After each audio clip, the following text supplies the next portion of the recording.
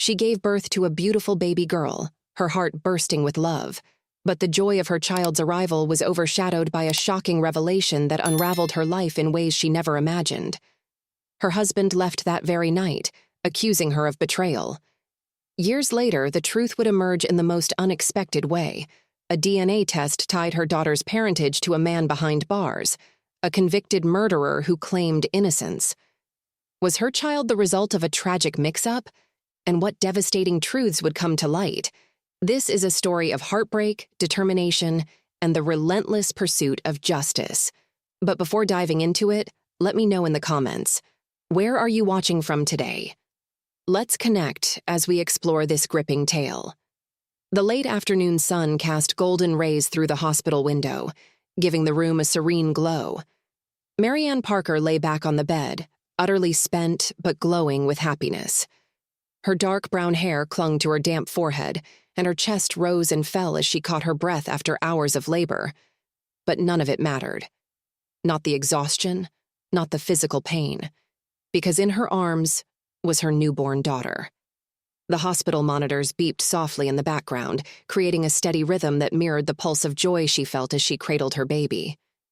Marianne gazed at her with wonder, her voice barely a whisper as she said, "She's perfect." Her finger traced the delicate curve of her daughter's tiny cheek, the baby's soft, smooth skin like nothing Marianne had ever felt. The child's tiny fists were curled tightly, and her gentle cries tugged at Marianne's heart in ways she couldn't describe. Tears welled in her eyes as she counted each tiny finger, each toe, memorizing every inch of her child's face. This moment was hers to treasure forever. Standing beside her, Robert Parker leaned down to take a closer look at their daughter. His face was alight with pride and love as he said, "Look at those little hands." He reached out and let the baby grip his index finger, her grasp surprisingly strong for someone so small. A chuckle escaped him, a sound so full of joy it made Marianne's heart swell. "She's already got quite a grip," Robert added, his wedding band glinting in the soft light as he tenderly stroked the baby's hand. For a brief moment, everything felt perfect. The nurse, a cheerful woman with kind eyes, stepped closer. She wore pastel scrubs and moved with practiced ease. "All right, Mom," she said warmly. "We're just going to take her for a quick checkup. She'll be back before you know it." Marianne hesitated, reluctant to part with her daughter, even for a moment. But she nodded, carefully placing the baby into the nurse's arms. Her maternal instincts stirred as she watched the bassinet roll away, the squeak of its wheels echoing in the room. Robert stayed by her side, his hand resting gently on her shoulder. "She'll be fine," he reassured her, his voice steady. But when the nurse placed their daughter under the examination light, something shifted. Marianne was still absorbed in watching her baby's every movement when she noticed Robert's demeanor change. He was no longer standing close to her. His shoulders tensed, his jaw tightened, and the warmth that had been in his eyes moments ago began to fade. His gaze fixed on the baby, but his expression was no longer one of joy. "What's wrong?" Marianne asked softly. But Robert didn't answer. He continued staring, his face unreadable. When the nurse returned the baby to her arms, Marianne felt a wave of relief. She kissed her daughter's head, inhaling the sweet scent of newborn skin. But the tension in the room had grown thicker, pressing down on her like a weight. Robert had moved to the window, staring out at the hospital parking lot, his back to her. The sun dipped lower on the horizon, casting long shadows across the room. Ruby stirred in Marianne's arms, her soft cries breaking the silence. But Robert didn't turn around. The stillness between them grew unbearable. Finally, as the room was bathed in twilight, Robert broke the silence. "How could you?" His voice was low, almost a growl, but the anger beneath it was unmistakable. Marianne froze, unsure of what he meant. "What are you talking about?" she asked, her voice trembling. Robert turned, his expression a storm of fury and pain. "Look at her skin," he hissed, pointing toward the baby. "She's not mine. She can't be." The words hit Marianne like a physical blow. She stared at him, unable to comprehend what he was saying. "Robert, of course she's yours," she replied, her voice cracking. "What are you talking about?" His fists clenched, and his face twisted with anguish. "Don't lie to me," he spat. "How long? How long have you been seeing someone else?" The accusation left her breathless. Marianne clutched Ruby closer, her heart pounding against her ribs. "I've never been unfaithful," she said, tears streaming down her face. "How could you even think that?" But Robert wasn't listening. His eyes burned with betrayal. "I believed in you," he said, his voice breaking. "In us." He grabbed his jacket from the chair, his movements sharp and angry. "I can't do this. I can't even look at you." "Robert, please," she began, but he was already storming out the door, the sound of it slamming behind him echoing down the hallway. Ruby's cries grew louder, and Marianne held her tightly, tears dripping onto the baby's blanket. She pressed a kiss to Ruby's forehead, her voice breaking as she whispered, "I don't know what's happening, but I promise. I'll keep you safe."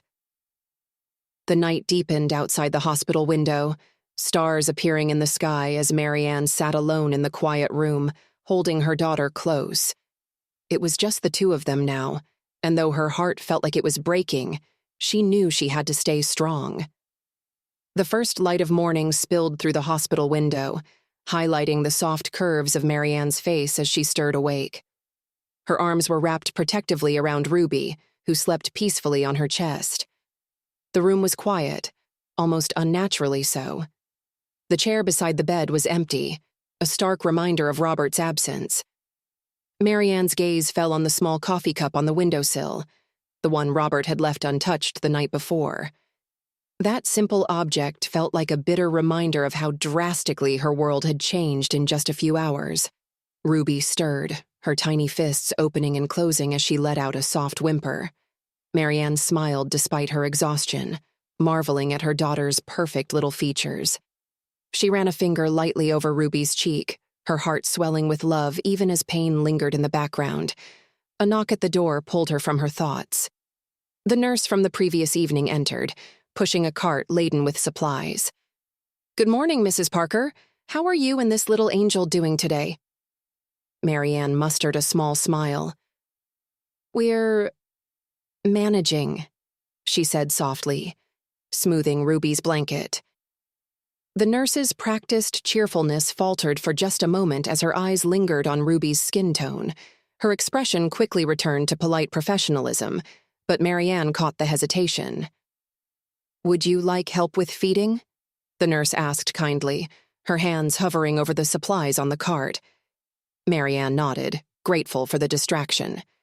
As Ruby latched on for her morning feeding, Marianne felt a wave of both relief and connection. It was an unfamiliar yet instinctual feeling, one that momentarily drowned out the ache in her chest. But the silence that followed the nurse's departure felt heavier than before. Marianne glanced at her phone, her fingers trembling as she dialed Robert's number again. The call went straight to voicemail. "Robert, it's me," she said after the beep. Her voice cracked, but she pushed forward. "We need to talk. Please, just call me back. I don't know what's going on, but we can figure this out together." Her plea was met with nothing but silence. She tried again 30 minutes later, and again after that. Each unanswered call felt like another brick being added to the wall between them. Later that morning, the discharge nurse entered with paperwork and a list of instructions.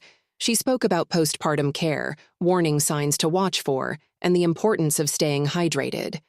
Marianne nodded automatically, barely processing the words. Her thoughts were fixed on the home she would return to, a house that suddenly felt more like a stranger's. The drive back was surreal. Marianne buckled Ruby into the car seat, checking and rechecking the straps to make sure her daughter was safe. Ruby's soft coos broke the oppressive silence of the car as Marianne drove through the familiar streets. She passed the park where she and Robert used to picnic, the coffee shop where they'd spent lazy Saturday mornings. Each landmark seemed to mock her with memories of happier times. When she pulled into the driveway, her heart sank at the sight of the empty space where Robert's car should have been. She unlocked the door and stepped inside, Ruby cradled in her arms. The house felt colder, darker. The living room was exactly as they had left it. The blanket they'd used to cuddle on the couch was draped over the armrest, and Robert's book lay open on the coffee table. These remnants of normalcy felt like ghosts of a life she wasn't sure she could reclaim. Marianne carried Ruby upstairs to the nursery. The cheerful yellow walls, once a source of joy, now felt like a cruel joke. She gently laid Ruby in the crib Robert had assembled himself just weeks ago. He had been so proud that day, carefully following the instructions and beaming when he finished. "Nothing but the best for our little girl," he'd said, his voice filled with love. The memory brought fresh tears to Marianne's eyes as she watched the mobile above the crib spin slowly, its soft lullaby filling the room. Downstairs, she spotted something on the kitchen counter, a single sheet of paper folded in half. Her stomach dropped as she picked it up and read the words written in Robert's neat handwriting. "I need space to think. Don't contact me." The words were like a punch to the gut. Marianne's legs felt weak, and she sank into a chair clutching the note. It felt like her world was crumbling around her, but Ruby's cries from upstairs reminded her that she couldn't fall apart. Not now. Marianne spent the next few days in a haze, moving through the motions of caring for Ruby, feeding her, changing her, holding her close during sleepless nights. The love she felt for her daughter was a lifeline, keeping her grounded as she navigated the storm of her emotions. But Robert's absence was a constant ache. She left voicemails and sent texts, but there was no response. Even his parents, whom she called out of desperation, claimed they hadn't heard from him. On the third day, Marianne decided she couldn't stay in limbo any longer. She scheduled an appointment with her OB/GYN, hoping for guidance. When she arrived at Dr. Allison Harper's office, the familiar surroundings brought back memories of her fertility journey. She could almost hear Robert's voice reassuring her during their countless visits. The waiting room, with its baby posters and brochures, now felt like a cruel reminder of what they'd been through together. Dr. Harper entered the room with a warm smile that quickly turned to concern when she saw Marianne's face. "Marianne, what's going on?" Tears welled up in Marianne's eyes as she recounted the events of the past few days. Ruby's birth, Robert's accusations, his sudden departure. "I don't understand," Marianne said, her voice trembling. "We fought so hard for this baby, and now he's acting like she isn't his. He doesn't even want to see her." Dr. Harper's brow furrowed as she listened. "I'm so sorry you're going through this. But if Robert is questioning paternity, there's one way to get answers: a DNA test." The suggestion made Marianne's chest tighten. Part of her wanted to refuse, to insist there was no need. But deep down, she knew she needed the truth. How soon can we do it?" she asked hesitantly. "As soon as you're ready," Dr. Harper replied. Marianne nodded, her mind swirling with thoughts of the fertility treatments, the joy of finally conceiving, and the fear of what this test might reveal. Looking down at Ruby, who slept peacefully in her car seat, Marianne made a silent promise. Whatever the truth was, she would face it for her daughter's sake. The days leading up to the DNA test results felt endless. Marianne spent her time caring for Ruby, clinging to the routines of feeding, changing and rocking her baby to sleep as a way to keep herself from spiraling. She tried calling Robert a few more times, but her calls went unanswered. On the morning the email from the testing facility arrived, Marianne sat at the kitchen table, her laptop open in front of her. Ruby was napping in her bassinet nearby, her gentle breaths the only sound in the room. Marianne's coffee sat untouched, its heat long gone as she stared at the unopened email in her inbox. Her hands trembled as she clicked it open. The document loaded slowly, the spinning circle on the screen taunting her. Finally, the results appeared, and Marianne's eyes scanned the words. Paternity exclusion. Robert Parker is not the biological father of Ruby Parker. The breath caught in her throat as her chest tightened painfully. She reread the line again and again, hoping she'd misunderstood. But the words were clear. Robert wasn't Ruby's father.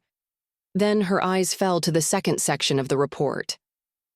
Genetic match identified. Darnell Pierce. The name sent a jolt through her body. Marianne froze, her mind struggling to comprehend what she was seeing. She recognized the name from news headlines. Darnell Pierce had been convicted of murder just months earlier, his face splashed across every major news outlet. No, no, no, Marianne whispered, her voice trembling. She scrolled frantically through the rest of the document, her vision blurring as tears filled her eyes. The scientific details were impossible to argue with.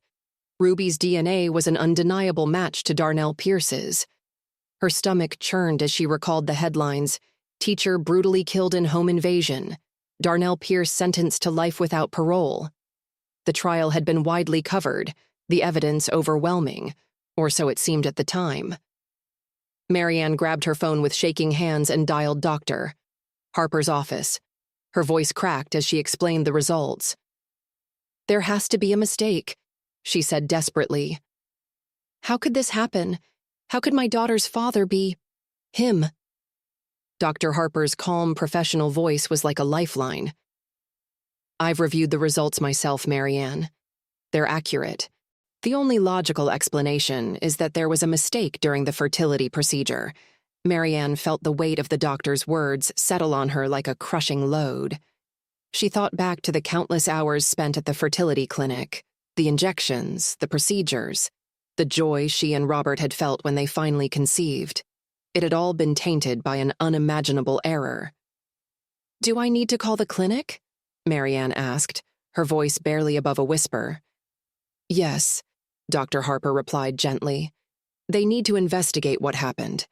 I'll support you in any way I can." Marianne ended the call and sat motionless at the kitchen table. The test results lay open on her laptop, glaring up at her like an accusation. Her thoughts were a chaotic jumble of questions and fears. She looked at Ruby, who had woken from her nap and was now gazing up at her with wide, innocent eyes. Marianne felt tears spill down her cheeks as she picked up her daughter, holding her close. "It's not your fault, sweetheart," she whispered, her voice breaking. "None of this is your fault, and I'll protect you. I promise." That evening, as Marianne rocked Ruby to sleep in the nursery, the doorbell rang. She froze, her heart pounding. Placing Ruby in her crib, she quietly crept downstairs. Looking through the peephole, she saw Robert standing on the porch. His face was set in a hard, unreadable expression. Her stomach churned with both relief and anxiety. Marianne opened the door, her voice soft and cautious. "Robert, we need to talk," he said, his tone clipped. Without waiting for an invitation, he stepped inside. Robert's presence filled the room, the familiar scent of his cologne mingling with the tension that hung between them. Marianne closed the door and turned to face him, clutching her hands together to steady herself. "I got your messages," Robert said, his voice low but simmering with anger. "But I don't think you're telling me everything." Marianne took a deep breath. "I got the DNA results back. Robert, I swear there was a mistake at the fertility clinic. The test showed—" She hesitated, her throat tightening. "It showed that Ruby's biological father isn't you, it's Darnell Pierce," Robert interrupted, his eyes flashing with fury. "Yeah, I saw the news too. A convicted murderer? Do you really expect me to believe this?" "It's the truth," Marianne said, her voice trembling. "I don't know how it happened, but the clinic must have mixed up the samples. I would never—" "Don't," Robert snapped, cutting her off. "Don't lie to me again. I've been replaying everything in my head, the late nights at work, the times you said you were too busy for dinner, and now this?" Marianne's chest tightened, tears streaming down her face.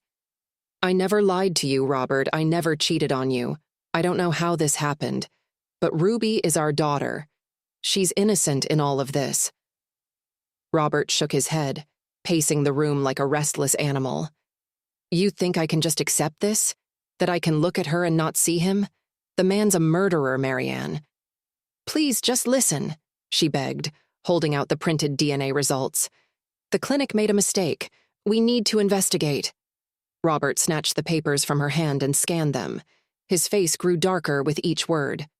"This is insane," he muttered, crumpling the paper and throwing it on the floor. "I can't do this." "Robert, please," Marianne started, but he was already heading for the door. "I need space," he said coldly, his voice devoid of emotion. "I'll be in touch. Don't call me again." The door slammed behind him, leaving Marianne standing in the empty living room, her heart shattered. The days that followed Robert's departure were a blur of sleepless nights and raw emotions. Marianne felt like a ghost moving through her own life, her world consumed by grief, anger, and a relentless need for answers. Ruby was her only anchor, her cries and coos pulling Marianne back whenever despair threatened to overwhelm her. One morning, as the sun rose over the quiet neighborhood, Marianne sat at her kitchen table staring at her laptop.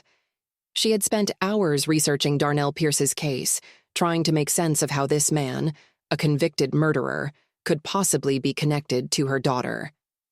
Her search results painted a grim picture. Pierce had been convicted of the brutal murder of a young woman, a teacher named Samantha Hayes.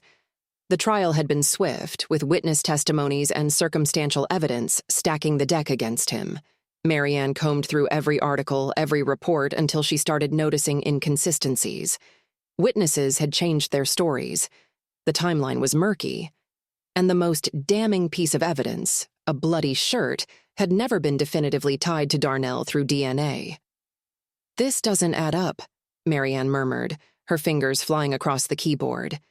She downloaded court transcripts, highlighting contradictions and questionable procedures. The more she read, the more uneasy she felt. Marianne created a document, listing everything that didn't make sense. The neighbor who claimed to see Darnell near the scene admitted later that they might have been mistaken. Another witness swore they saw him driving away in a car that didn't match the one he owned. It was a web of half-truths and assumptions. Later that afternoon, Marianne received a call from the fertility clinic. "Mrs. Parker, this is Dr. Leland from Bayview Fertility Center," the voice on the other end said. "I understand you've raised concerns about a potential mix-up during your treatment?" "Yes," Marianne replied, her voice strained. "The DNA test confirmed that my daughter's biological father isn't my husband. It matched someone else, a man I've never met." There was a pause, and Marianne could hear the tension in the doctor's voice when he spoke again. "I want to assure you that we take these matters very seriously. We'll be conducting a full investigation. This is highly unusual, and I can't begin to express how sorry we are for what you're going through." Marianne clenched the phone tightly. "I need answers. How does something like this even happen? You're supposed to have safeguards." "I understand, Doctor," Leland said, his tone apologetic but firm. "We'll begin by reviewing the records from your procedure. It's possible there was an error during the handling or labeling of genetic material." "Possible," Marianne repeated, anger creeping into her voice. "Do you know what this has done to my family? My husband left me because of this error." Dr. Leland sighed. "I promise, Mrs. Parker, we'll do everything in our power to get to the bottom of this. I'll personally oversee the investigation. It may take time, but we'll keep you updated." After the call ended, Marianne felt no relief, only a gnawing sense of injustice. The idea that her entire life had been upended because of someone else's mistake was unbearable. That evening, as Marianne was rocking Ruby to sleep, there was another knock at the door. Her stomach flipped. She wasn't expecting anyone, and the last thing she wanted was another confrontation with Robert. Peering through the peephole, she didn't see Robert. Instead, a woman in her early 30s stood on the porch holding a leather bag. Her face was kind but serious. Marianne opened the door cautiously. "Can I help you?" The woman extended her hand. "Hi, Mrs. Parker. My name is Jessica Ross. I'm a journalist with the Daily Chronicle. I've been following Darnell Pierce's case for some time, and I believe he was wrongfully convicted." Marianne's breath caught. "What does that have to do with me?" Jessica hesitated before answering. "I recently obtained documents about a fertility clinic's mishandling of genetic materials. Your name was in the file. I believe your case and Darnell's may be connected. Marianne felt like the ground beneath her feet had vanished. Please come in, she said, stepping aside. Over the next hour, Jessica explained what she had uncovered. The fertility clinic had been under scrutiny for a series of errors, including mislabeled samples and poor oversight. Jessica had been investigating the clinic when she stumbled upon Darnell's case and noticed the connection to Marianne's name. I don't think Darnell is guilty of murder, Jessica said firmly. I've reviewed the trial. The evidence was flimsy, and there's reason to believe he was framed. Marianne struggled to process everything. So you're saying my daughter's biological father might be innocent? That he's in prison for a crime he didn't commit? Jessica nodded. Yes, and I believe the clinic's error could be the key to proving his innocence. If we can establish that Darnell's sample was mishandled, it might cast doubt on the credibility of the evidence used against him. Marianne looked at Ruby, who was nestled peacefully in her arms. The idea that her daughter's existence could be tied to an innocent man's fight for justice filled her with a strange mix of fear and determination. What do we do next? Marianne asked, her voice steady. Jessica smiled. We fight. Together. Over the following weeks, Marianne worked tirelessly with Jessica, gathering every piece of evidence they could find. Jessica's investigative skills and Marianne's first-hand knowledge of the fertility clinic created a powerful team. They interviewed former clinic employees, combed through records, and even visited Darnell in prison. Meeting him was surreal for Marianne. Darnell was soft-spoken, intelligent, and visibly weary from years behind bars. I didn't kill her, he said simply, his voice filled with quiet conviction. I've been trying to prove my innocence, but no one listens. If this mistake can help clear my name, I'll do whatever it takes. The fight for justice was grueling, filled with legal battles, media scrutiny, and moments of crushing doubt. But Marianne refused to give up. She wasn't just fighting for Darnell, she was fighting for Ruby, for the truth, and for the hope that her family might heal. Months later, the tide began to turn. The clinic admitted to a series of errors, and new evidence came to light that cast doubt on Darnell's conviction. His case was reopened, and Marianne was there in the courtroom when the judge overturned his sentence. As the gavel fell, tears streamed down Marianne's face. She looked at Ruby, who was now sitting on her lap, and whispered, "We did it, sweetheart." Darnell walked out of the courthouse a free man, and Marianne felt a strange sense of closure. Her journey wasn't over. There were still wounds to heal and relationships to rebuild, but for the first time, she felt hope. Looking at Ruby, she smiled. We've been through so much, little one, but we're stronger now, and no matter what comes next, we'll face it together. The courtroom was buzzing with quiet activity as Marianne sat at the defendant's table, her palms pressed against the cool wood. She glanced at her lawyer, Sarah Bennett, who was shuffling through a stack of neatly organized files. Marianne's heart pounded in her chest as she tried to block out the presence of Robert across the room. His lawyer whispered in his ear, and he nodded, his face set in a grim mask of determination. Marianne shifted her focus to Ruby's picture, tucked discreetly into her notebook. The image of her daughter's sweet smile was a source of strength, a reminder of why she was fighting so hard. She had to stay strong, not just for herself, but for Ruby. As the judge entered, the chatter in the room stilled. Everyone rose, and the sound of the gavel brought a sense of finality to the proceedings. "Ms. Bennett, you may begin," the judge said. Sarah stood with the poise of a seasoned attorney. "Your Honor, we are here to prove that Marianne Taylor is a capable, loving mother who has been unfairly targeted by her estranged husband due to circumstances beyond her control. The accusations against her are based on misunderstandings and speculative assumptions, not on evidence." Earlier that week, Marianne had sat at her kitchen table late into the night, sorting through piles of documents. Each piece of paper represented a piece of her life, carefully curated to show the truth, that she was a devoted mother who provided Ruby with love, stability, and care. She had spent the past few days reaching out to friends, colleagues, and even former neighbors, gathering character references. Her principal, Mrs. Rodriguez, wrote a heartfelt letter about Marianne's dedication as a teacher and her ability to nurture and inspire her students. Marianne has always gone above and beyond for those around her, the letter read. Her compassion and unwavering commitment to her daughter are evident in everything she does. Her fellow teachers contributed similar statements, describing how Marianne had continued planning lessons and checking in on her students even while on maternity leave. Now, as the trial began, Sarah presented these letters to the court, her voice confident and steady. Your Honor, these character witnesses demonstrate that Ms. Taylor has consistently shown responsibility, care, and stability in every aspect of her life. Robert's lawyer stood, his expression smug as he addressed the court. While these letters are touching, they fail to address the crux of this case. Mr. Taylor's concerns are not about Ms. Taylor's work ethic or her friendships.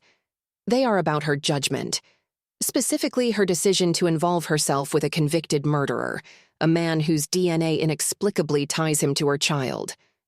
The words hung in the air, a sharp blade aimed directly at Marianne's heart. The weight of Robert's accusations had been building for weeks, ever since he served Marianne with divorce papers and a petition for full custody. Each claim in the documents was like a fresh wound, but none hurt as much as the assertion that she was unfit to raise Ruby. Back in the courtroom, Sarah countered swiftly, Your Honor, my client's association with Darnell Pierce is not a matter of choice. It is the result of an unintentional mix-up at the fertility clinic, something Ms. Taylor has been working tirelessly to uncover and correct. The real question is whether this unfortunate situation has any bearing on her ability to care for her child. The evidence clearly shows that it does not. Marianne kept her gaze on Ruby's picture as the legal back and forth continued. The courtroom faded around her, the voices blending into a dull hum.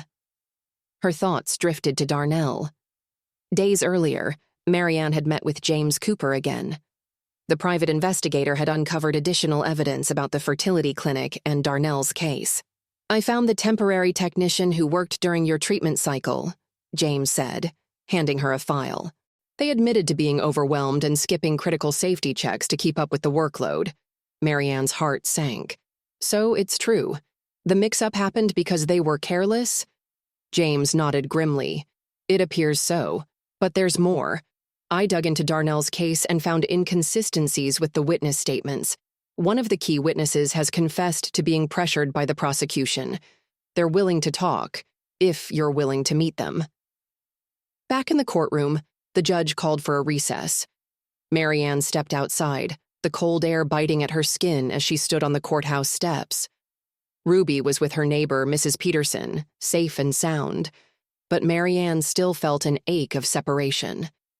Sarah joined her, her face a mix of concern and determination. We're holding our ground, but Robert's team is trying to paint a picture of you as unstable. They're clinging to the Darnell connection, using it as their central argument. Marianne took a shaky breath. What do we do? We keep showing them the truth, Sarah said firmly. You're a good mother, and no one can take that away from you. That evening, Marianne sat in Ruby's nursery, the soft glow of the nightlight illuminating the room. Ruby giggled as she batted at the butterflies on her mobile, her laughter filling the small space. Marianne reached out, taking her daughter's tiny hand in her own. I'm not going to let anyone take you from me, she whispered, no matter what it takes. Her phone buzzed on the nightstand. It was James, his voice urgent. Marianne, we've got something big. The witness I mentioned, they're ready to come forward. Are you sure? She asked, her voice low. Yes, and if their statement holds, it could completely undermine the prosecution's case against Darnell. As she ended the call, Marianne felt a flicker of hope. The threads of truth were coming together, but with each new revelation, the stakes grew higher. For now, all she could do was hold Ruby close and prepare for the battles ahead, both in the courtroom and beyond. The next morning, Marianne sat at her kitchen table with a fresh cup of coffee, though she didn't take a sip. Her hands trembled slightly as she reread the email she'd received the night before from James Cooper. Subject: Key witness statement attached body. Marianne, attached is the signed affidavit from Marcus Thompson. His testimony directly contradicts the prosecution's timeline in Darnell Pierce's case. This could be the breakthrough we've been waiting for. Marianne opened the attachment, her eyes scanning the scanned document. Marcus admitted that he'd been coerced into testifying against Darnell by overzealous detectives who had threatened him with jail time for unrelated charges. "I didn't see Darnell Pierce anywhere near that house," Marcus's statement read. "But they told me if I didn't say he did it, I'd go down for something I didn't even do. I had a kid to think about. I was scared." Marianne's stomach turned as she imagined how many lives had been destroyed by lies and fear. That afternoon, she met James at his downtown office. The space was modest but tidy, with case files stacked neatly on shelves and a coffee pot bubbling in the corner. James handed her a printout of the affidavit, his expression somber. "This is damning," he said, tapping the paper with his finger. "If Marcus testifies in court, it could overturn Darnell's conviction. But he's scared.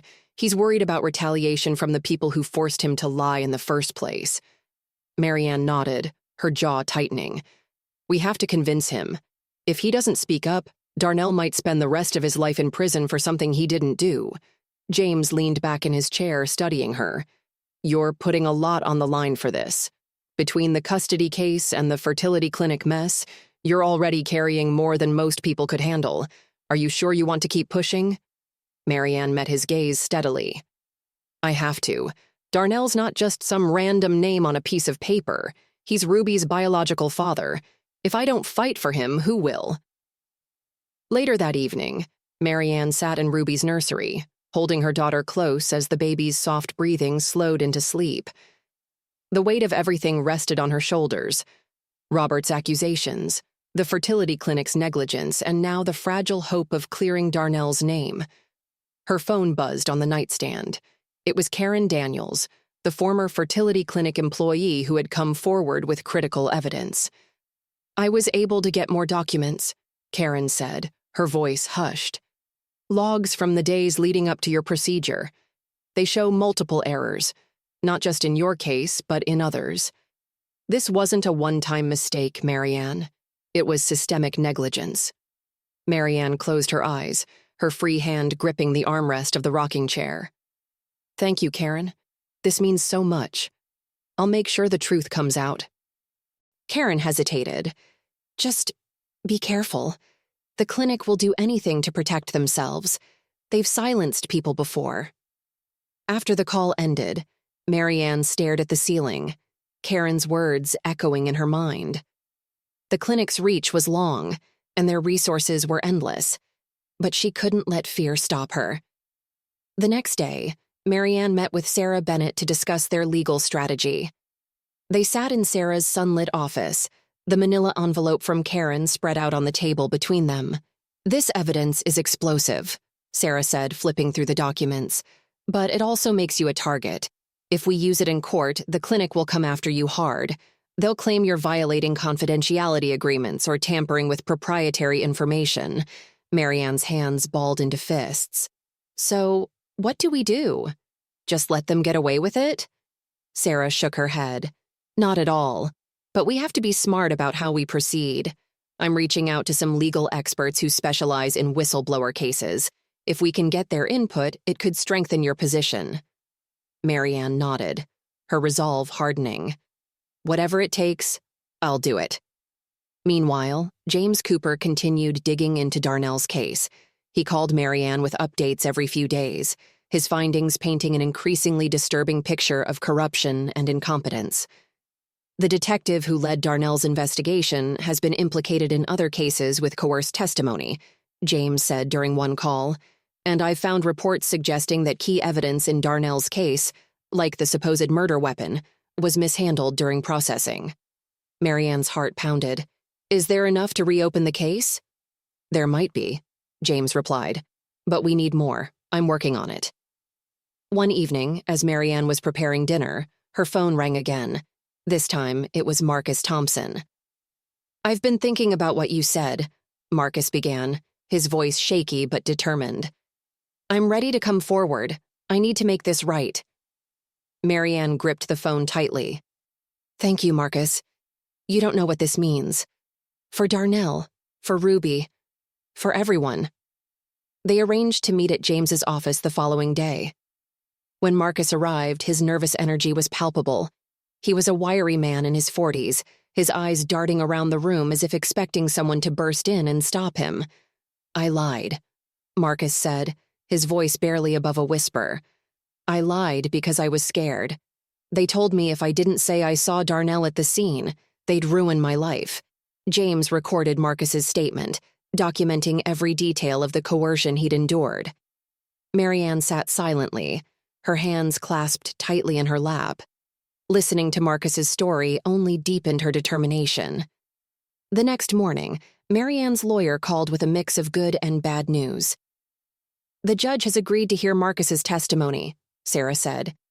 "But Robert's lawyers have filed a motion to delay your custody hearing, claiming your involvement in Darnell's case is evidence of poor judgment." Marianne's breath caught. "What does that mean for Ruby?" "It means we need to move fast," Sarah replied. "We can't let them use this as an excuse to take her from you." As the weeks passed, Marianne juggled two battles, the custody case and the fight to clear Darnell's name.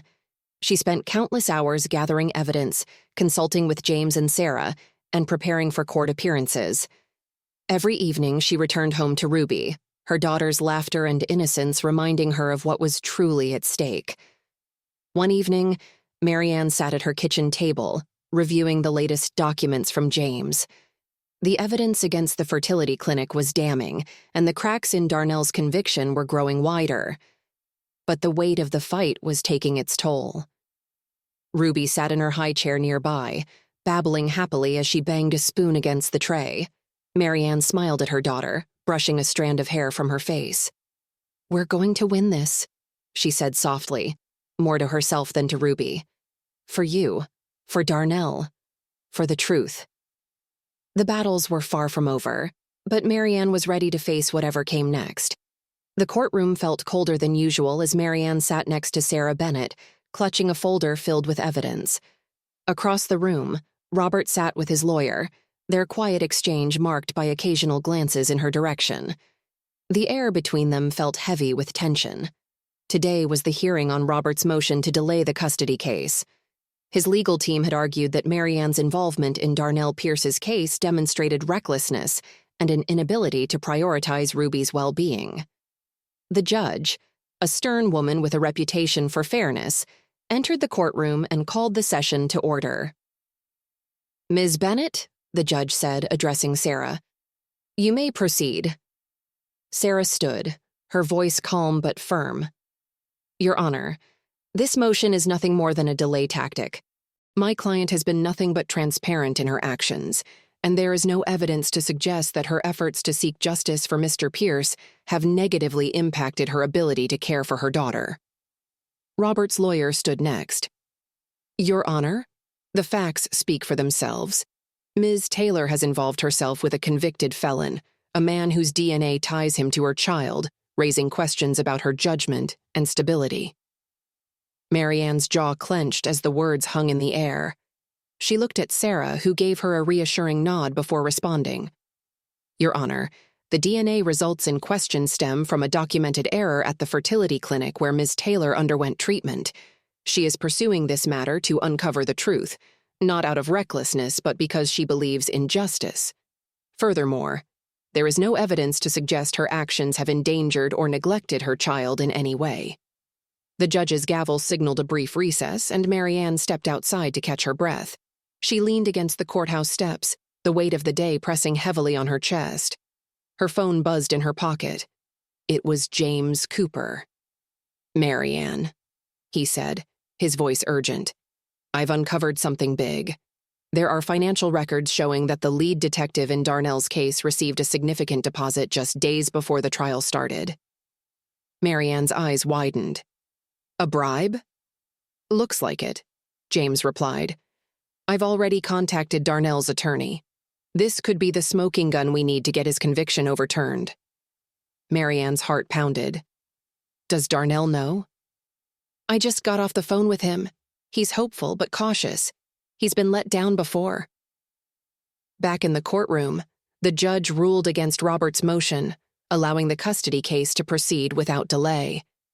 Marianne exhaled in relief, though she knew the battle was far from over. As she left the courthouse, her phone buzzed again. This time, it was Karen Daniels. "I have more documents," Karen said, her voice steady despite the risk she was taking.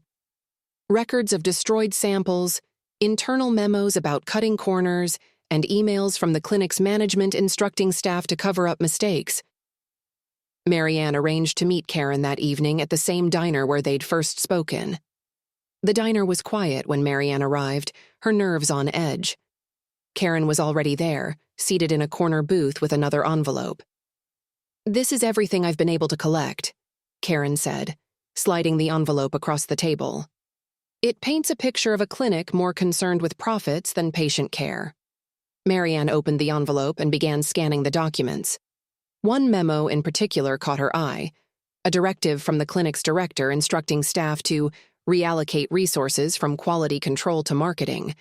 They were funneling money into attracting new clients instead of ensuring the safety of existing ones, Karen explained. "It's no wonder mistakes happened." Marianne's jaw tightened as she realized the depth of the negligence. "Thank you, Karen. This could make all the difference." That night, as Marianne rocked Ruby to sleep, she thought about how much had changed in just a few months. Her quiet life as a schoolteacher and new mother had been turned upside down. But amid the chaos, she had found a sense of purpose. Ruby stirred, her tiny hand clutching Marianne's finger. "We're going to be okay, sweet girl," Marianne whispered. "I promise." The next morning, Marianne met with Sarah to discuss the new evidence from Karen. "This is a game changer," Sarah said, flipping through the documents. "If we can prove the clinic's negligence in court, it strengthens your case, not just for custody but for holding them accountable for their actions." "But what about Darnell?" Marianne asked. "Does this help him?" "It might," Sarah replied. "The systemic issues at the clinic could cast doubt on the chain of evidence in his case, but we need to tread carefully. This is uncharted territory." Meanwhile, James was working tirelessly on Darnell's behalf. He had uncovered even more evidence of corruption in the original investigation, including missing reports and altered witness statements. One evening, he called Marianne with an update. "Marianne, I've been in touch with a forensic expert who reviewed the crime scene photos. They found inconsistencies with the prosecution's timeline." "What kind of inconsistencies?" Marianne asked, her heart racing. "The injuries to the victim don't match the time of death stated in the autopsy report. This suggests that Darnell couldn't have committed the crime." Marianne felt a surge of hope. "Do you think this will be enough to clear his name?" "It's a strong start," James said, "but we need to keep building the case." The next week was a whirlwind of activity. Marianne juggled meetings with her lawyer, updates from James, and her daily responsibilities as a mother. One evening, as she was preparing dinner, her phone rang. It was Darnell. "Marianne," he said, his voice filled with emotion. "James told me about the new evidence. I can't thank you enough for everything you're doing." "You don't have to thank me," Marianne replied. "This isn't just about you. It's about Ruby. She deserves to know the truth." Darnell was silent for a moment before responding. "I just hope it's not too late for me to be a part of her life." Marianne's throat tightened. "We're going to get through this," she said firmly. "One step at a time." That night, Marianne sat in Ruby's nursery, watching her daughter sleep. The weight of the battles ahead pressed heavily on her, but she refused to give in to despair. For Ruby, for Darnell, and for herself, she would keep fighting. The courtroom was silent except for the faint rustle of papers as Sarah stood to present Marianne's case. This was the critical custody hearing, the moment that would decide Ruby's future. Marianne sat rigid in her chair, her hands gripping the edges of the table. Across from her, Robert sat with his lawyer, his expression a mixture of confidence and disdain. "Your Honor," Sarah began, "this case is not about my client's ability to care for her child. That ability is unquestionable, as evidenced by the testimonies from her colleagues, friends, and family. This case is about a father using an unfortunate set of circumstances to question a mother's integrity. I intend to prove that Ms. Taylor is a loving, capable parent whose actions have always been motivated by what's best for her daughter. The judge nodded, signaling for Sarah to continue. For weeks leading up to the hearing, Marianne had prepared relentlessly. She had worked with Sarah to compile a detailed account of her life, including every aspect of Ruby's care. Pediatric records, receipts from baby supplies, even photos of Ruby's milestones, all meticulously organized to show her unwavering dedication as a mother. Her character witnesses had also come forward. Mrs. Rodriguez, her principal, had testified to Marianne's kindness and reliability, sharing anecdotes about her commitment to her students and her community. Marianne is one of the most selfless people I've ever known, Mrs. Rodriguez had said on the stand. She balances her roles as a teacher and a mother with grace and determination. Even Marianne's neighbor, Mrs. Peterson, had spoken on her behalf. I see Marianne with Ruby every day. The love she has for her daughter is undeniable. Now, as Sarah called Marianne to the stand, she felt a surge of nervous energy. She took a deep breath and stepped forward, meeting the judge's gaze. Ms. Taylor, Sarah began, why did you feel it was necessary to investigate the fertility clinic where Ruby was conceived? Marianne's voice was steady, though her hands gripped the edge of the witness stand. Because I needed to understand what happened. The clinic made a mistake that affected my daughter's life. I couldn't ignore that, not when the truth could have such far-reaching consequences. Sarah nodded. And what have you discovered during your investigation? I've discovered systemic negligence, Marianne replied, her voice gaining strength. The clinic prioritized profit over safety, leading to multiple errors in their procedures. My case isn't the only one. It's part of a larger pattern. Thank you, Ms. Taylor. Sarah turned to the judge. No further questions. Robert's lawyer rose next, his expression sharp. Ms. Taylor, you've admitted to spending a significant amount of time investigating this clinic and the case of Darnell Pierce. Would you say this has taken away from your ability to care for your daughter? Marianne met his gaze evenly. Not at all. Ruby is my first priority. Everything I've done has been to protect her and ensure she grows up in a world where the truth matters.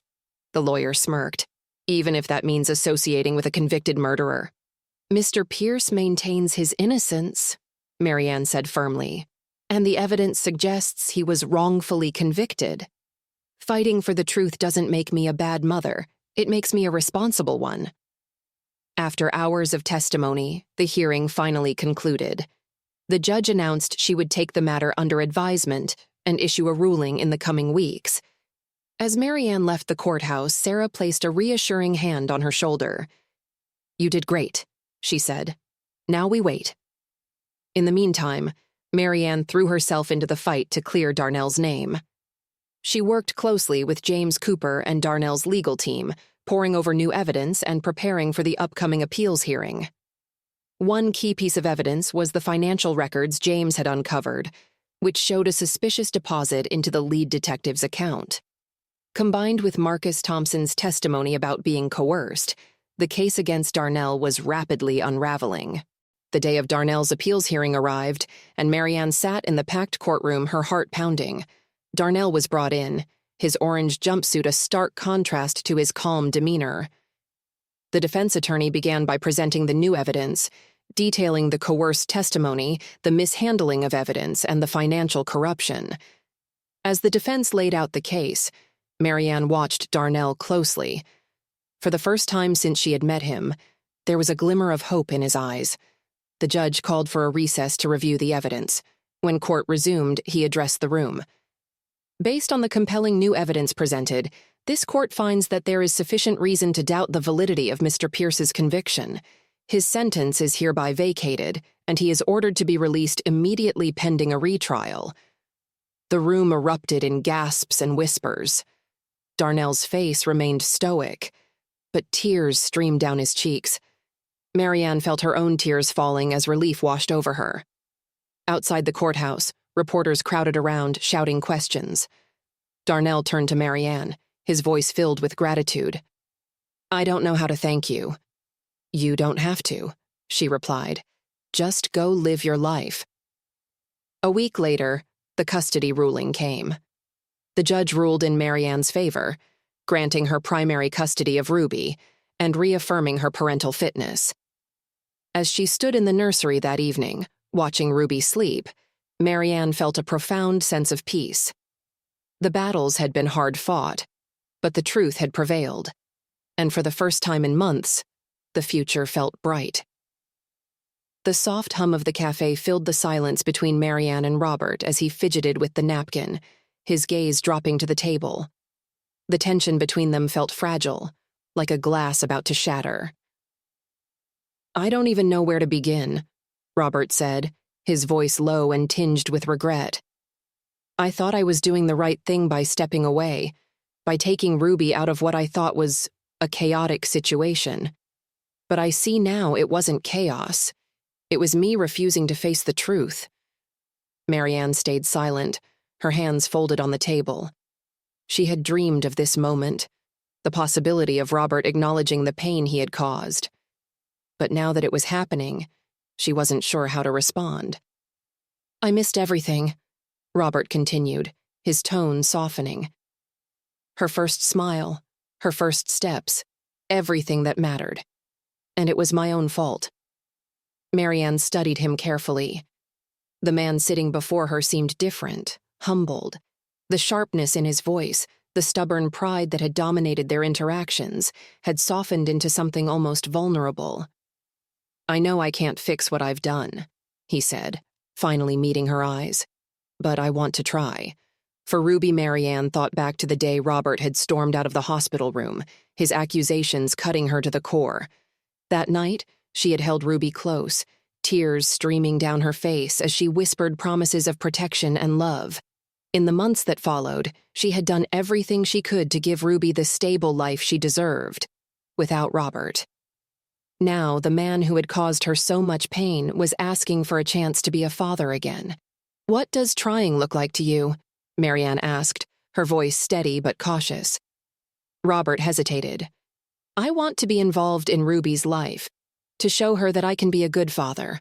I'm not asking for full custody or to disrupt what you've built. I just want to be there for her, however you'll let me." Marianne leaned back in her chair, her mind racing. She thought of the nights spent preparing for the custody battle, the emotional toll of fighting for Ruby's future. Could she risk letting Robert back into their lives? "I'll think about it," she said finally, her voice measured. "But if we do this, it will be on my terms. Ruby's well-being comes first, always." Robert nodded, relief washing over his face. That's all I could ask for. That evening, Marianne sat on her porch swing, watching Ruby play in the yard. Her daughter's laughter filled the crisp autumn air, a sound that always lifted her spirits. She thought about Robert's words, his apology, and his desire to be part of Ruby's life. Trusting him again wouldn't be easy, but she couldn't ignore the sincerity in his voice or the pain in his eyes. As Ruby toddled over to her, holding up a bright orange leaf, Marianne smiled and scooped her up. "What do you think, sweet girl? Should we give Daddy a chance?" Ruby giggled, patting her mother's cheek, blissfully unaware of the weight of the decision ahead. The next morning, Marianne called Sarah Bennett to share what had happened. "He wants to rebuild his relationship with Ruby," Marianne explained. "He says he's been seeing a therapist, that he's working on himself." Sarah listened thoughtfully. "That's a positive step," she said. "But you're under no obligation to rush into anything. Take your time, set boundaries, make sure he understands that this is about what's best for Ruby." "I know," Marianne replied. "But if he's sincere, maybe it's worth trying. Ruby deserves to know her father." Over the next few weeks, Marianne and Robert established a tentative co-parenting arrangement. Their first meeting with Ruby took place at a local park. Marianne stayed close by as Robert knelt down to Ruby's level, his voice gentle as he introduced himself. "Hi, Ruby," he said, his eyes filling with emotion. I'm your daddy." Ruby studied him for a moment, her wide eyes curious. Then, as if sensing the sincerity in his voice, she reached out and placed her tiny hand on his face. Marianne watched from a short distance, her heart aching with a mix of emotions. This was what she had always wanted for Ruby, a chance to know her father.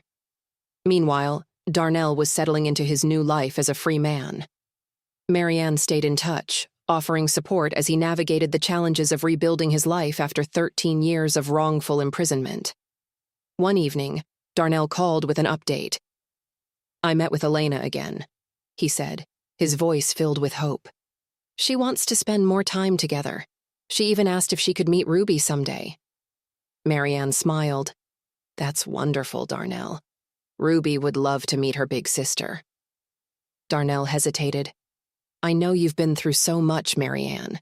I can't thank you enough for everything you've done. You gave me a second chance, not just for myself, but for my family." "We're in this together," Marianne replied.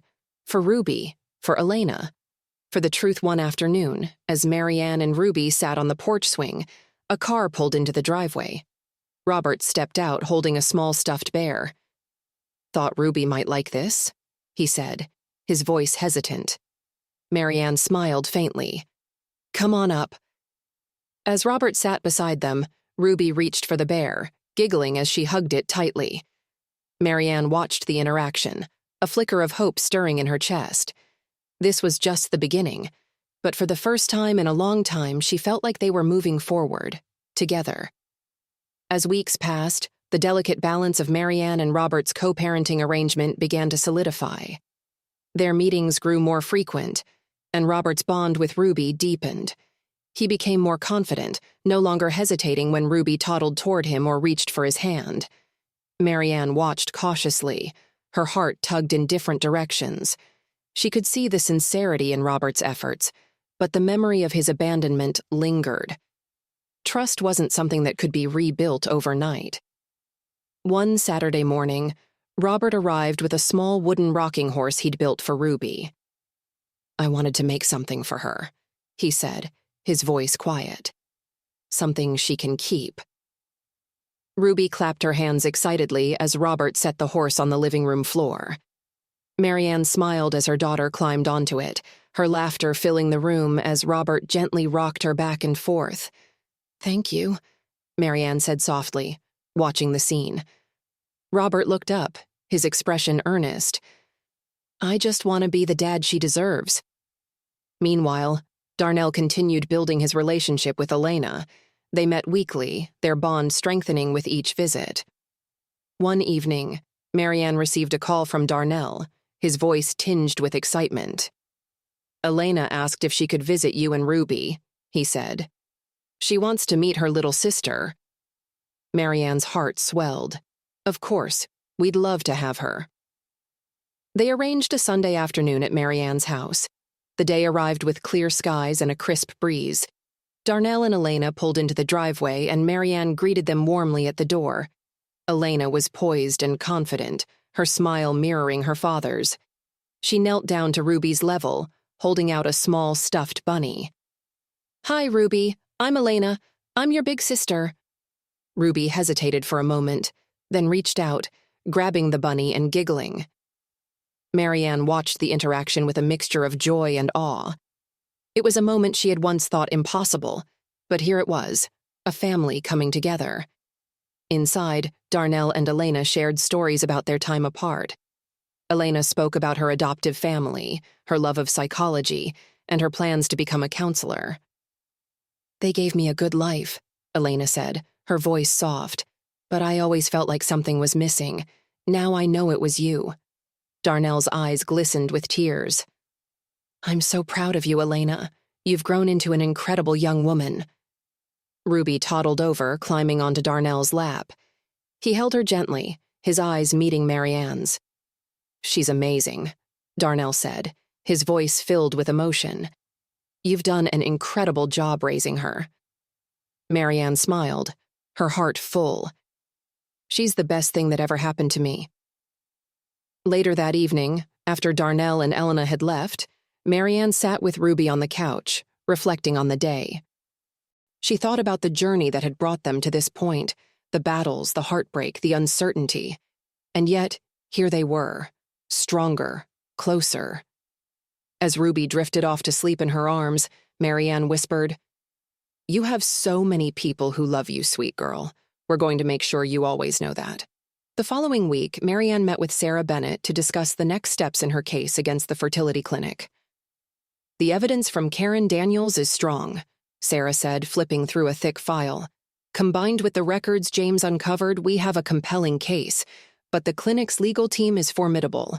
They'll fight tooth and nail to protect their reputation." Marianne nodded, her determination unwavering.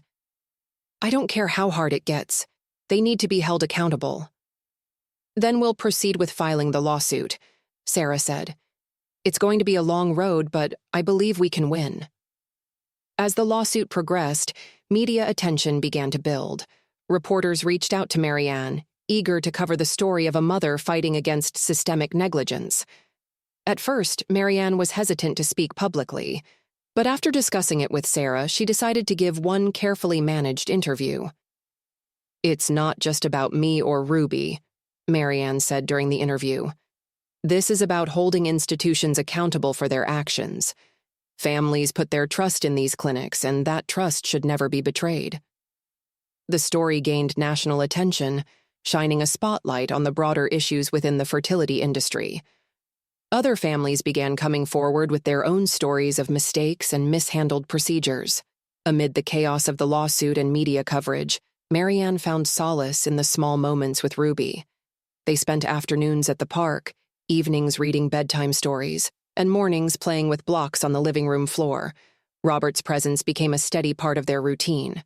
He attended Ruby's doctor appointments, helped with her bedtime routine, and even began joining Marianne for family outings. One evening, after Ruby had gone to bed, Robert lingered in the living room. "Thank you," he said, his voice quiet. "For what?" Marianne asked, surprised. "For giving me another chance," Robert replied. "I know I don't deserve it, but I'm grateful every day." Marianne smiled faintly. "It's not about what you deserve. It's about Ruby. She deserves to know her dad." The months passed in a whirlwind of legal proceedings, family milestones, and healing. The lawsuit against the fertility clinic slowly progressed, with Marianne's legal team uncovering more evidence of systemic negligence. At the same time, Darnell's bond with Elena and Ruby continued to grow. Their blended family became a source of strength and hope, proof that even in the face of hardship, love could prevail. One evening, Marianne stood in Ruby's nursery, watching her daughter sleep. The soft glow of the nightlight illuminated the room, casting a warm light over Ruby's peaceful face. Marianne thought about everything they had overcome: the custody battle, the fight for Darnell's freedom, the journey to uncover the truth about Ruby's origins. She leaned down and kissed Ruby's forehead. "We've been through so much, sweet girl, but we're stronger now, and no matter what comes next, we'll face it together." The courtroom was packed as Marianne's lawsuit against the fertility clinic entered its second week. Reporters sat in the back rows, their pens scratching against notepads, while lawyers from both sides debated heatedly. Marianne sat beside Sarah Bennett, her hands folded tightly in her lap. Across the aisle, the fertility clinic's high-powered legal team whispered amongst themselves, their polished suits and calm demeanor projecting confidence. "Today's testimony will be critical," Sarah said softly, leaning toward Marianne. "Karen Daniels is taking the stand, and her credibility could make or break our case." Marianne nodded, her chest tightening. Karen's bravery in coming forward had already made such a difference, but testifying in open court would be a daunting challenge. The bailiff called Karen to the stand, and she walked to the witness box with measured steps. She wore a simple gray suit, her hair neatly pulled back, and her expression was calm but resolute. "Ms. Daniels," Sarah began, her voice clear and steady, "can you describe your role at the fertility clinic during the time of Mrs. Taylor's treatment?" "I was a senior lab technician," Karen replied. I handled patient samples, ensured proper labeling, and maintained records of all procedures. Sarah nodded. And during that time, did you observe any issues with the clinic's practices?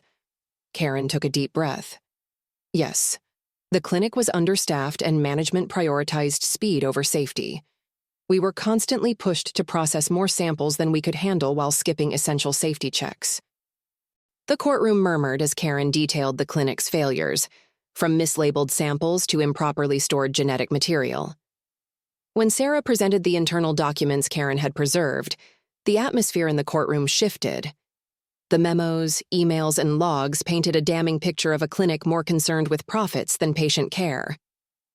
These records, Sarah said, holding up a memo, show that management was aware of these issues. They were warned repeatedly about the risks of cutting corners but chose to ignore those warnings. Is that correct, Ms. Daniels? Yes, Karen replied firmly. I brought my concerns to Dr. Whitman, but she dismissed them. She told me to focus on meeting quotas, not raising alarms. The clinic's lawyer stood for cross-examination, his tone sharp and aggressive. Ms. Daniels, isn't it true that you left the clinic under less than amicable circumstances? Karen straightened in her seat. I resigned because I could no longer be complicit in what was happening. The lawyer smirked. And yet, you never reported these alleged violations to the authorities. Why not? Karen's voice remained steady. I was afraid of losing my career. The clinic had a reputation for silencing whistleblowers with legal threats. But when I saw what happened to Mrs. Taylor and her daughter, I knew I couldn't stay silent any longer. After Karen stepped down, Sarah called James Cooper to the stand. The private investigator laid out the results of his investigation, corroborating Karen's testimony with additional evidence of the clinic's negligence. This isn't an isolated incident, James said, pointing to a chart. There are records of multiple errors at this clinic, many of which were covered up or settled quietly. Mrs. Taylor's case is just one example of a much larger problem. The fertility clinic's lawyer attempted to undermine James's credibility, but his meticulous records and calm demeanor left little room for doubt. By the time the day's proceedings ended, Marianne felt a flicker of hope. Sarah gathered her papers, her expression determined. They're scrambling, Sarah said as they left the courtroom. The evidence is overwhelming, and they know it. But will it be enough? Marianne asked, her voice tinged with anxiety. Sarah placed a reassuring hand on her shoulder. We're on the right track. Stay strong. As the lawsuit gained traction, media attention intensified. Marianne received calls from reporters daily, but she limited her interactions to protect Ruby's privacy.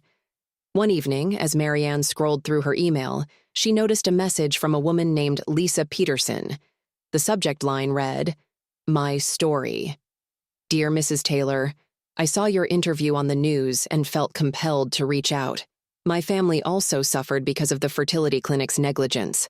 My son, now 3 years old, was conceived using donor sperm that wasn't properly screened. He was born with a genetic condition that we had no way of preparing for. Thank you for speaking up. Your bravery has inspired me to share our story, and I hope we can stand together to hold the clinic accountable. Sincerely, Lisa Peterson. Marianne's eyes filled with tears as she read the message. She responded immediately, arranging to meet Lisa later that week. Lisa was a kind-faced woman in her early 30s, her eyes tired but hopeful. She brought a thick folder of medical records and correspondence with the clinic, all documenting her family's ordeal. I wanted to believe they had my best interests at heart, Lisa said, her voice trembling. But they didn't care about us. We were just another case number to them. Marianne nodded, understanding the pain all too well. You're not alone, she said. We're stronger together. With Lisa's story added to the growing case, Sarah felt confident as the trial neared its conclusion. On the final day, she delivered a powerful closing argument, her voice resonating through the courtroom. This case is about more than one family's tragedy, Sarah said. It's about holding those in positions of trust accountable for their actions. The fertility clinic betrayed that trust, and the consequences have been devastating. It's time for justice. The judge's decision came 2 weeks later. Marianne sat in the courtroom, her hands trembling as the judge read the ruling. After reviewing the evidence, this court finds the fertility clinic liable for gross negligence. The plaintiff, Mrs. Taylor, is awarded damages to compensate for the emotional and financial toll caused by the clinic's actions. Furthermore, the clinic is ordered to undergo comprehensive reforms to prevent future harm. Tears streamed down Marianne's face as the ruling sank in. She had done it, not just for herself and Ruby, but for every family affected by the clinic's failures. That evening, Marianne sat on the porch with Ruby in her lap, watching the sun dip below the horizon. The world felt quieter, lighter, as if a great weight had been lifted. "We did it, sweet girl," she whispered, kissing Ruby's cheek. "We found the truth." In the distance, Darnell and Elena approached, their smiles warm and welcoming. Together, they formed a picture of resilience, proof that even in the face of adversity, love and determination could prevail. The morning sun streamed through the courthouse windows as Marianne sat at the long table with Sarah Bennett and her legal team. The final hearing in her lawsuit against the fertility clinic was set to begin. For months, Marianne had prepared for this day, gathering evidence, reviewing testimony, and mentally fortifying herself for the intense scrutiny she knew she would face. Karen Daniels had agreed to testify, despite the risks to her career and personal life. Her courage had been instrumental in building the case, and Marianne felt a deep sense of gratitude every time she thought of her. Sarah placed a reassuring hand on Marianne's arm. "You're ready for this," she said. "The truth is on our side." Marianne nodded, gripping the edge of the table. Ruby's picture was tucked into her notebook, a silent reminder of what she was fighting for. Inside the courtroom, the fertility clinic's legal team sat across the aisle, their expressions stoic and unyielding. Their lead attorney, a man with a commanding presence and an air of practiced confidence, leaned over to whisper to his team. The judge entered, calling the court to order. Sarah rose first, delivering a powerful opening statement. "This case is about accountability," she began. "It is about a system that failed, about families whose trust was violated, and about the life-altering consequences of negligence. We will show, through evidence and testimony, that the fertility clinic prioritized profits over safety, leading to a series of mistakes with devastating repercussions." The clinic's attorney countered with a polished rebuttal, attempting to downplay the evidence and shift the focus away from systemic issues. "While we sympathize with Ms. Taylor's situation, there is no proof that the alleged errors directly caused her grievances. Our client followed industry-standard protocols and acted in good faith." The first witness called was Karen Daniels. She took the stand with a calm determination, her voice steady as she recounted her experiences at the clinic. "Our workload was unsustainable," Karen testified. "We were processing double the usual number of samples with fewer staff members. Protocols were routinely ignored, and management made it clear that speaking up would result in retaliation." She gestured to the documents Sarah had presented as evidence. These logs show numerous breaches of safety standards, including during the week of Ms. Taylor's treatment. The clinic was aware of these issues, but chose to prioritize profits over patient care. The opposing attorney cross-examined Karen, attempting to undermine her credibility by bringing up her resignation. "You left the clinic under less than ideal circumstances, didn't you?" he asked. "I resigned because I couldn't continue working in an environment that disregarded patient safety," Karen replied firmly. "I chose integrity over complicity." Next, Marianne took the stand. She recounted her journey through fertility treatments, the joy of discovering she was pregnant, and the shock of learning about the DNA mix-up. Her voice wavered only slightly as she described the impact on her family, from Robert's initial accusations to the custody battle that had consumed her life. "I trusted this clinic to help me build my family," Marianne said, her voice breaking slightly. "Instead, their negligence tore it apart." The opposing attorney attempted to discredit her by questioning her involvement in Darnell Pierce's case. "Ms. Taylor, isn't it true that you've spent considerable time and resources advocating for a convicted felon?" "I've spent time advocating for the truth," Marianne replied calmly. The fertility clinic's negligence is what connected my daughter to Mr. Pierce, and that same negligence contributed to his wrongful conviction. Fighting for justice doesn't make me unstable. It makes me responsible. As the trial progressed, Sarah methodically dismantled the clinic's defense. She presented internal emails showing management's awareness of the understaffing issues and memos instructing staff to expedite procedures without proper oversight. The courtroom was silent as Sarah played a recording of a meeting where the clinic's director admitted to prioritizing marketing efforts over safety protocols. "This isn't just a one-time mistake," Sarah concluded. "This is a pattern of negligence that has affected countless families, including Ms. Taylor's." After days of testimony and arguments, the trial reached its conclusion. Marianne sat with Sarah as the judge prepared to deliver her verdict. "This court finds that the fertility clinic was negligent in its practices, resulting in significant harm to Ms. Taylor and her family," the judge said. "The clinic is ordered to pay damages and implement immediate changes to its protocols to ensure the safety and trust of its patients." Marianne exhaled, a wave of relief washing over her. She had done it. In the weeks following the trial, life began to settle into a new rhythm. The media attention surrounding the case slowly faded, allowing Marianne to focus on what truly mattered: her family.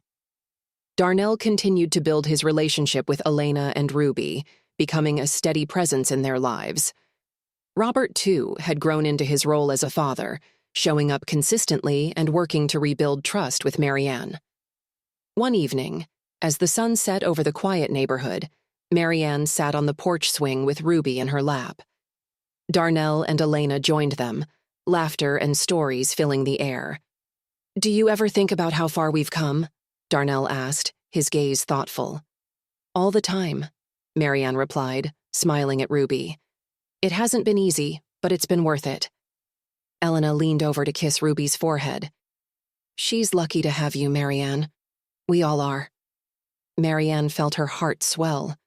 For the first time in what felt like forever, she could see a future filled with hope, love, and endless possibilities.